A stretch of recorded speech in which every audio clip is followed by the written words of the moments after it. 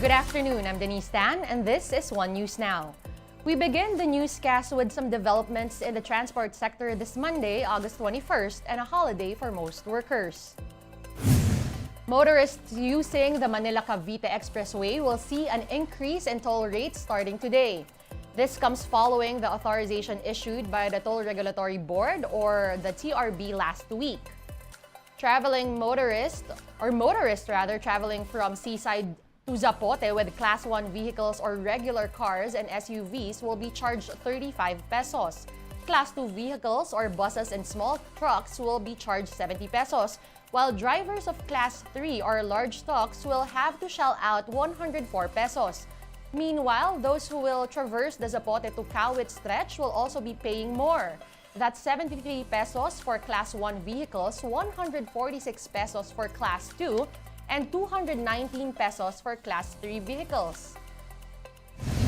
Also effective today, the MMDA will apprehend motorcycle riders who will use the bicycle lanes along EDSA. This comes after the agency observed a huge number of riders using the designated lanes. Erring motorists will be fined 1,000 pesos over the violation of code disregarding traffic signs. Riders and cyclists, however, have mixed reactions over the MMDA rule. Yung 1,000 po parang masyadong malaki po yun eh. Dapat po mga 500 medyo mababa pa sa. Kasi yung 1,000 po pang isang araw na kita na namin yun eh. Para sa akin parang okay din yung ganun eh. Kasi may mga rider talaga na pasaway eh. Okay lang sana kung one lane lang sila eh.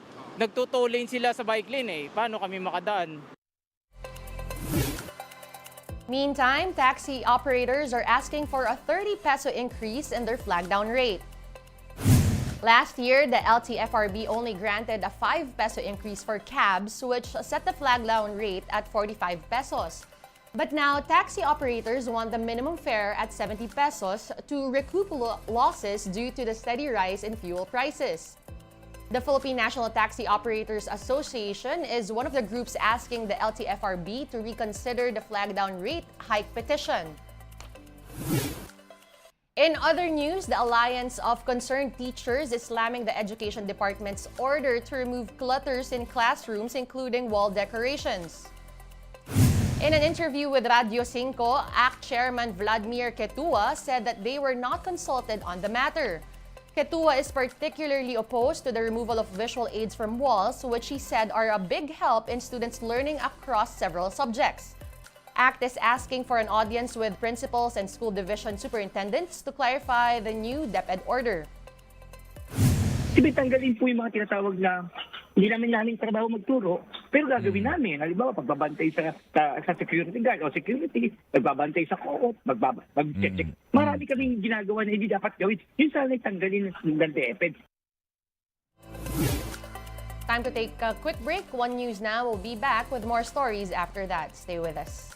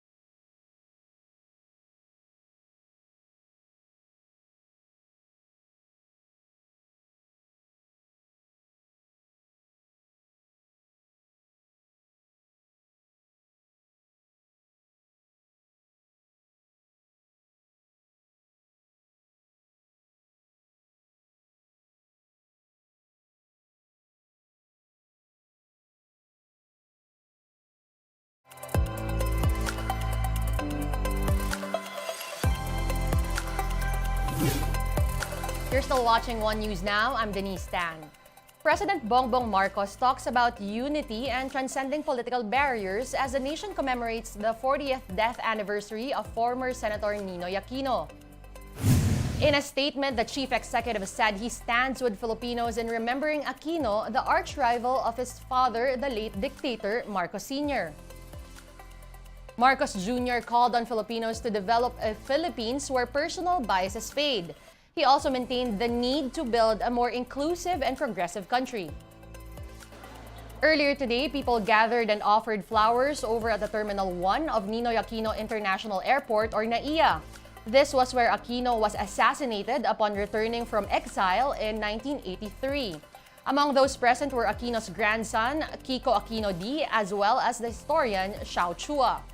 Chua pointed out that Ninoy symbolizes sacrifice for the nation as his death showed that Filipinos were willing to die for their beliefs. The historian also underscored the significance of remembering this holiday regardless of the current political climate. Napakahalaga niya sa consciousness ng Pilipino. And in fact, it's a turning point that brought change to our country. Kaya nga nagkaroon ng paggunita para sariwain muli. So, kailangan gamitin natin lahat ng kapangyarihan ng demokrasya, ng kapangyarihang bayan upang alalahanin itong mga mahalagang tagpo sa ating kasaysayan, anuman ang political climate. The nation also remembers the late actor Fernando Poe Jr. on his 83rd birth anniversary on August 20. In honor of the king of Philippine movies, a sports arena was named after him in San Jose, Batangas. The inauguration ceremony was led by FPJ's daughter, Senator Grace Poe. In Metro Manila, there's another structure that now bears the name of the beloved actor. The Roosevelt Station of the LRT-1 has been renamed as FPJ Station. In FPJ's famous words, hindi pa tapos ang laban. We assure you that LRMC will continue to play its role in fostering efficient and mass transit system for all Filipinos. At this point, we now give you a quick look at today's other top stories. The Commission on Audit has found that thousands of overseas workers availed of free flights back home multiple times.